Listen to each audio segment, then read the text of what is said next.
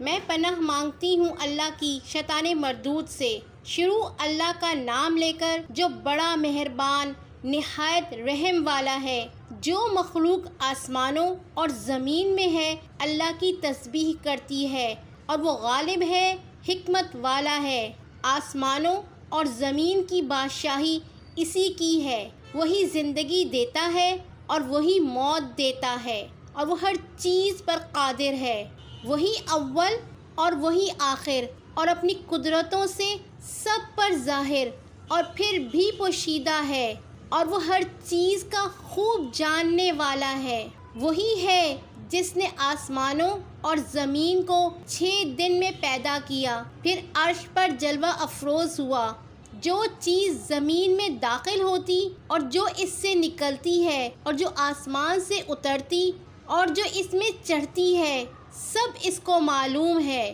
اور تم جہاں کہیں بھی ہو وہ تمہارے ساتھ ہوتا ہے، اور جو کچھ تم کرتے ہو اللہ اس کو دیکھتا ہے۔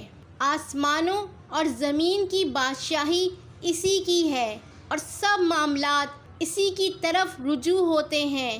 وہی رات کو دن میں داخل کرتا اور دن کو رات میں داخل کرتا ہے، اور وہ دلوں کے بھیدوں تک سے واقف ہے۔ لوگوں، اللہ پر اور اس کے رسول صلی اللہ علیہ وسلم پر ایمان لاؤ، اور جس مال میں اس نے تم کو اپنا نائب بنایا ہے اس میں سے خرچ کرو۔ اب جو لوگ تم میں سے ایمان لائے اور مال خرچ کرتے رہے ان کے لیے بڑا ثواب ہے۔ اور تم کیسے لوگ ہو اللہ پر ایمان نہیں لاتے، حالانکہ اس کے پیغمبر صلی اللہ علیہ وسلم تمہیں بلا رہے ہیں کہ اپنے پروردگار پر ایمان لاؤ، اور تم کو یقین ہو تو وہ تم سے اس کا عہد بھی لے چکا ہے۔ وہی تو ہے جو اپنے بندے پر واضح آیتیں نازل فرماتا ہے تاکہ تم کو اندھیروں سے نکال کر روشنی میں لائے۔ بے شک اللہ تم پر نہایت شفقت کرنے والا ہے، مہربان ہے۔ اور تم کو کیا ہوا ہے کہ اللہ کے رستے میں خرچ نہیں کرتے، حالانکہ آسمانوں اور زمین کی وراثت اللہ ہی کی ہے۔ جس شخص نے تم میں سے فتح مکہ سے پہلے خرچ کیا اور جنگ کی، وہ اور جس نے یہ کام بعد میں کیے، وہ برابر نہیں۔ ان کا درجہ ان لوگوں سے کہیں بڑھ کر ہے جنہوں نے بعد میں مال خرچ کیے اور کفار سے جنگ کی، اور اللہ نے سب سے ہی ثواب نیک کا وعدہ کیا ہے، اور جو کام تم کرتے ہو اللہ اس سے واقف ہے۔ کون ہے جو اللہ کو نیک نیتی سے قرض دے تو اس کو کئی گنا عطا کرے، اور اس کے لیے عزت کا صلہ یعنی جنت ہے۔ جس دن تم مومن مردوں اور مومن عورتوں کو دیکھو گے کہ ان کے ایمان کا نور ان کے آگے آگے اور داہنی طرف چل رہا ہے، تو ان سے کہا جائے گا کہ تم کو بشارت ہو کہ آج تمہارے لیے باغ ہیں جن کے نیچے نہریں بہہ رہی ہیں، ان میں تم ہمیشہ رہو گے، یہی بڑی کامیابی ہے۔ اس دن منافق مرد اور منافق عورتیں مومنوں سے کہیں گے کہ ہمارے لیے انتظار کرو، ہم بھی تمہارے نور سے روشنی حاصل کریں۔ ان سے کہا جائے گا کہ پیچھے کو لوٹ جاؤ، بس وہاں نور تلاش کرو۔ پھر ان کے بیچ میں ایک دیوار کھڑی کر دی جائے گی جس میں ایک دروازہ ہوگا جو اس کی جانب اندرونی ہے، اس میں تو رحمت ہے، اور جو بیرونی جانب ہے اس طرف عذاب ہے۔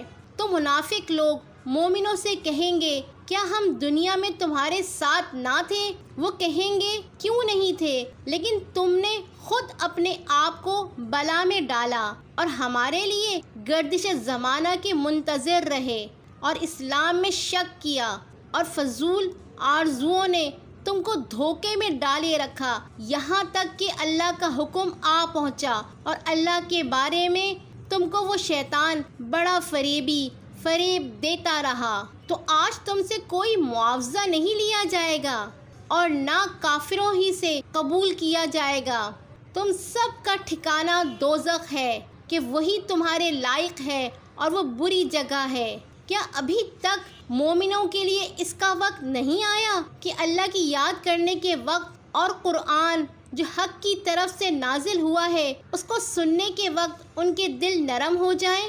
اور وہ ان لوگوں کی طرح نہ ہو جائیں جن کو ان سے پہلے کتابیں دی گئی تھیں، پھر ان پر طویل عرصہ گزر گیا تو ان کے دل سخت ہو گئے اور ان میں سے اکثر نافرمان ہیں۔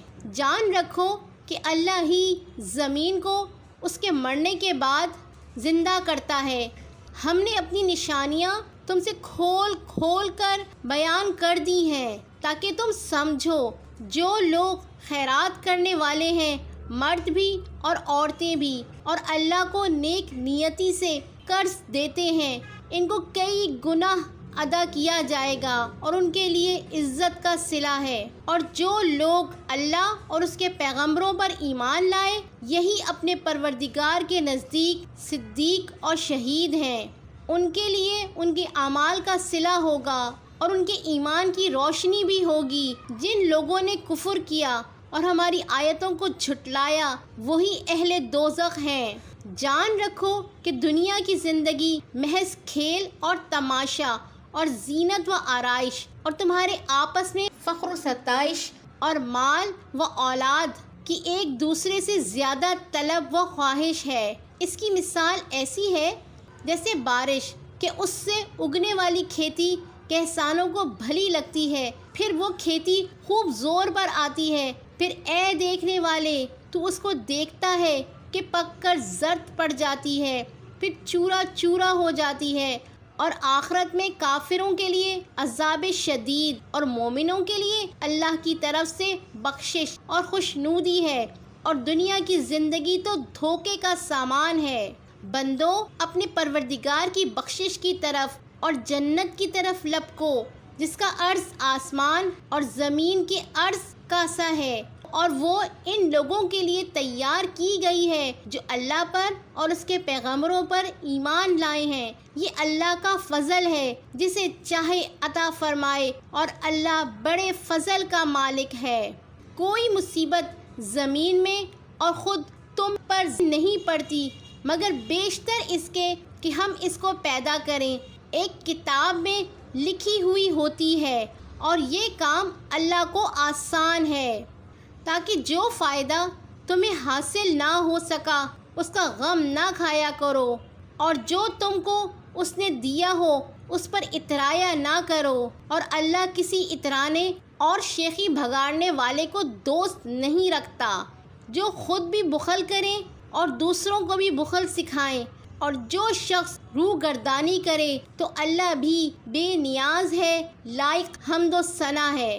ہم نے اپنے پیغمبروں کو کھلی نشانیاں دے کر بھیجا اور ان پر کتابیں نازل کی اور میزان عدل، تاکہ لوگ انصاف پر قائم رہیں، اور لوہا پیدا کیا کہ اس میں اسلحہ جنگ کے لحاظ سے زور بھی بہت ہے اور لوگوں کے لیے فائدے بھی ہیں، اور اس لیے کہ جو لوگ بن دیکھے اللہ اور اس کے پیغمبروں کی مدد کرتے ہیں، اللہ ان کو معلوم کرے۔ بے شک اللہ زور آور ہے، غالب ہے۔ اور ہم نے نوح اور ابراہیم کو پیغمبر بنا کر بھیجا اور ان کی اولاد میں پیغمبری اور کتاب کے سلسلے کو وقتاً فوقتاً جاری رکھا، سو بعض تو ان میں سے ہدایت پر ہیں اور اکثر ان میں سے نافرمان ہیں۔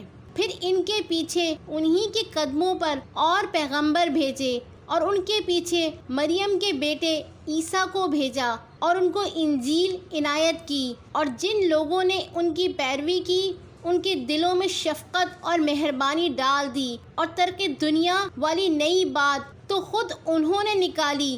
ہم نے ان کو اس کا حکم نہیں دیا تھا، مگر انہوں نے اپنے خیال میں اللہ کی خوشنودی حاصل کرنے کے لیے آپ ہی ایسا کر لیا تھا، پھر جیسا اس کو نبھانا چاہیے تھا نبھا بھی نہ سکے۔ پس جو لوگ ان میں سے ایمان لائے ان کو ہم نے ان کا اجر دیا، اور ان میں سے بہت سے نافرمان ہیں۔ مومنوں، اللہ سے ڈرو اور اس کے پیغمبر پر ایمان لاؤ، وہ تمہیں اپنی رحمت سے دگنا اجر عطا فرمائے گا اور تمہارے لیے روشنی کر دے گا جس میں تم چلو گے، اور تم کو بخش دے گا، اور اللہ بخشنے والا ہے، مہربان ہے۔ یہ باتیں اس لیے بیان کی گئی ہیں کہ اہل کتاب جان لیں کہ وہ اللہ کے فضل پر کچھ بھی قدرت نہیں رکھتے، اور یہ کہ فضل اللہ ہی کے ہاتھ میں ہے۔ وہ جس کو چاہتا ہے دیتا ہے اور اللہ بڑے فضل کا مالک ہے۔